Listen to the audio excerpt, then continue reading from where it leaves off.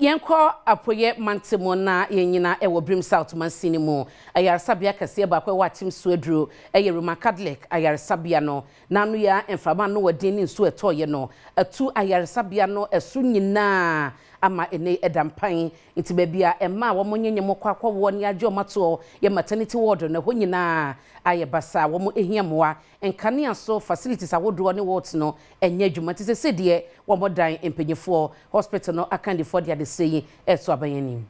Insurobanta etoye no eyade a ahadwene pa Akyem Swedru Catholic Hospital wo Brim South ase wo maternity theater and recovery wards wentino ayaresabia no entime enye adwuma wo ama aba ebeje ayarehwe ewo ho no wo de omukọ ayaresabia foforo otu ani na obo akro ewo clinic mu abon se adan ne bebre na yetete dan na ya baye ya ye renovations bebre nti renovations na yegusu a ye na ye hu sika esan ye sika akra de ye no san ye nti enu ho abobo ne yedi na ndra nso nsuo a na mframa emu odin edi akire ebe bofa ya dan baako na ne ha adwin titiriwo ni se edan a nsuo no boma eso epa ye ye maternity building anesifo a wo ayaresabia ho enso ne Adom News nsentwofo twetwen komo no wo de adesede ato aban nanim ene wo ma wo bi enim se wo emra meye omomoa nsuo na ito enu ane de ede asefem kase na abrayen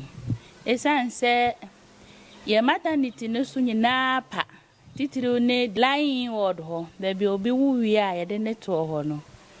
fa empofuru mu pe ye ne te na nyina pa nsuo no de na ata osili na si nyina etimi nwugu edem ho a ede ni ha bra na esefo na omo duty no ene client kakra na ewo nti e ba sa na esesi ye de empa na ho ni nyina ko first stage room ho baby anka obi bewo na se ne time nso ya ye de ne to ho no ese wo ba ho ni asese o nyina kogu nti obi ba na se ne time anso obeda ho obi yare nso a onyem no yare nso a hwa na ye de ne to obi nso wuwi a ho nso na ye de ne to a ama asese ye de ni ha ya bre ye nyina